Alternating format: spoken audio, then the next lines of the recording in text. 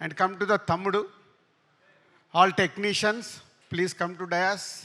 Guhan, Shekhar, Radha Garu, Ajnish, and VFX in charge supervisor.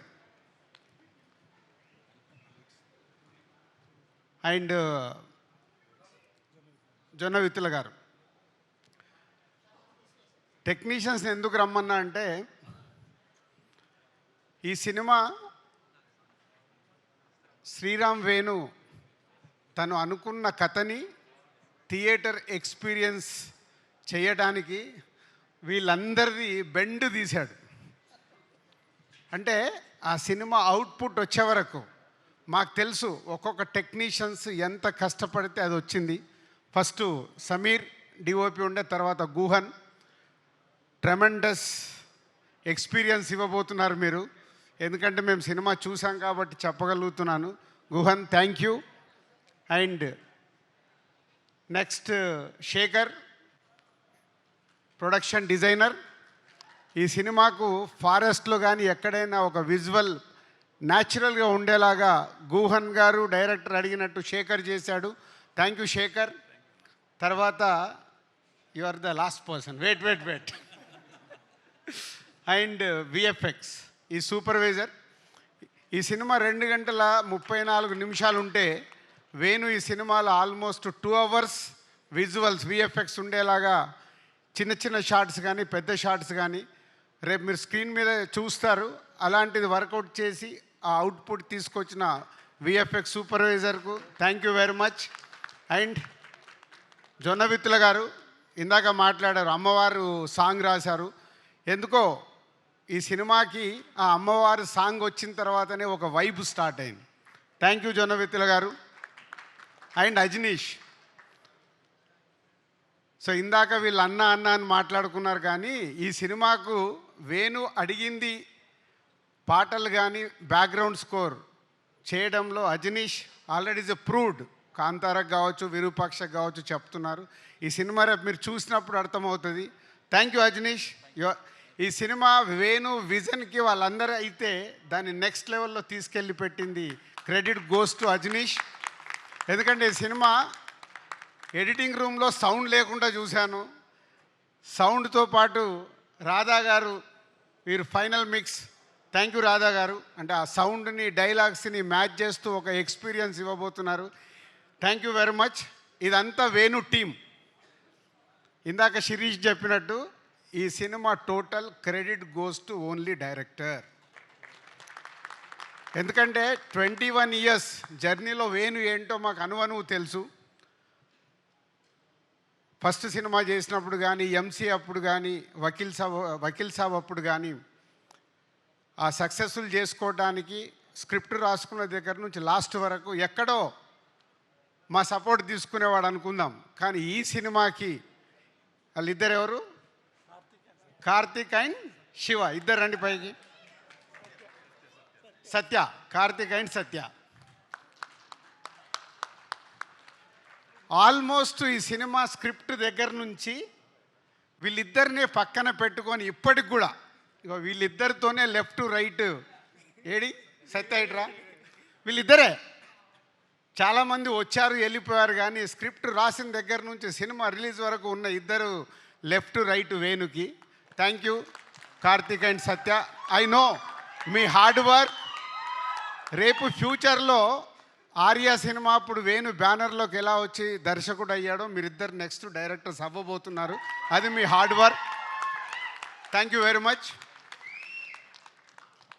So next technicians అయిపోయారు, ఆర్టిస్టులు. సప్తమి గారు, లయ గారు, వర్ష, నిత్య,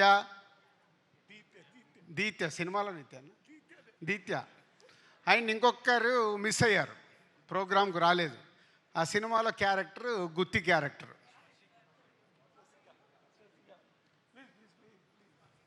నితిన్ నువ్వు కూడా ఇటు రావాలి. ఏదది ముందుకు రా. సో ఇప్పటివరకు టెక్నీషియన్స్ అయిపోయింది కదా. రేపు సినిమా చూసేటప్పుడు వీళ్ళందరినీ గుర్తుపెట్టుకోండి. సో పంచపాండవులని మనం విన్నాం కదా. నితిన్ కాకుండా ఉమెన్స్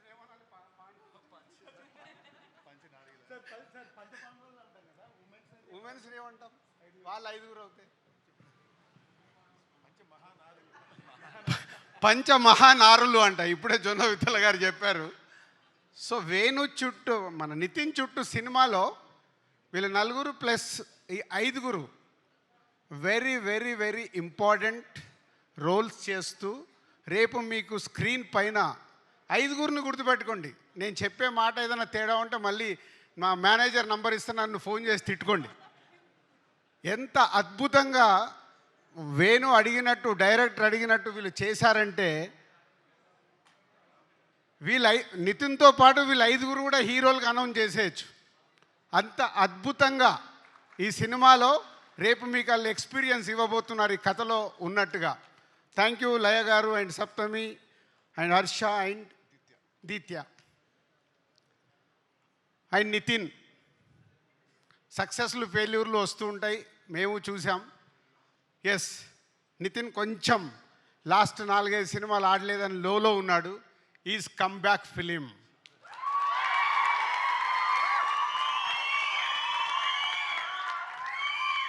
సౌండ్ సరిపోలా.